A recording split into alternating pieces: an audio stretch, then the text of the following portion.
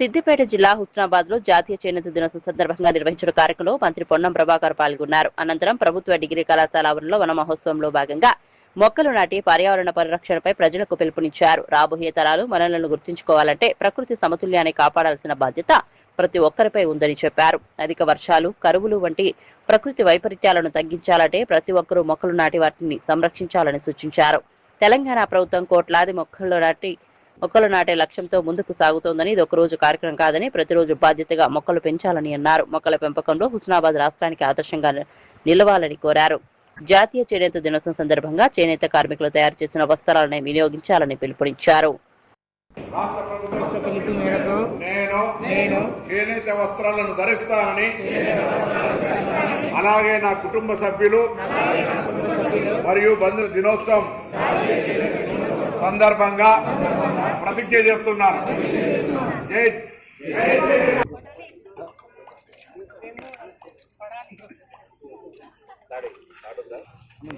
కొంచెం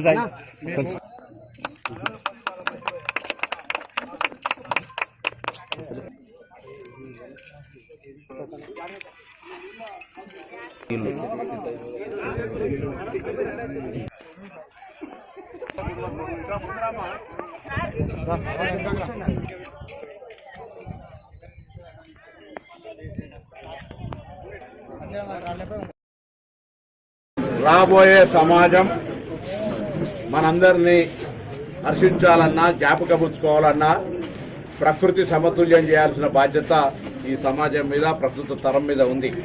మొక్కలు నాటాలి, పర్యావరణాన్ని కాపాడాలి.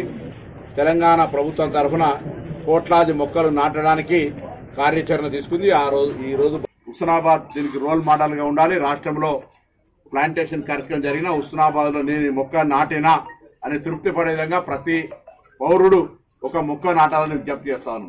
అదేవిధంగా ఈరోజు చేనేత దినోత్సవం, ప్రపంచ చేనేత దినోత్సవం సందర్భంగా ఇప్పుడే మార్కండేయ టెంపుల్లో చేనేత దినోత్సవాన్ని కూడా జరుపుకున్నాం. చేనేతను ధరించాలి, చేనేతను ప్రోత్సహించాలి. ప్రభుత్వం తరఫున కూడా దేవాలయాల్లో అతిథులకు ఇచ్చే శాల్వా సందర్భంగా కానీ, టీచర్స్ డే సన్మానం సందర్భంగా కానీ, వివిధ అవసరాల కొరకు వాడేటువంటి దాని లోపల చేనేతను మాత్రమే వాడాలనే జీవోలు ఉన్నాయి. మళ్ళీ తెస్తాను, వాటిని సీరియస్గా అమలు చేస్తాం. నేను పర్యావరణానికి హితమే. ఆల్రెడీ మనం హుస్నాబాద్ నియోజకవర్గంలో ప్లాస్టిక్ నిషేధితంగా మనం అందరం కూడా స్టీల్ బ్యాంక్ ఇచ్చుకున్నాం. దానికి భాగంగా అడిషనల్గా ఒక స్టీల్ బ్యాంక్లో తింటేనే సరిపోదు, మనం పర్యావరణాన్ని కాపాడుకోవడానికి మొక్కలు నాటాలి, ప్లాస్టిక్ను వాడకుండా ఉండేటువంటి విధంగా జరగాలని సందర్భంగా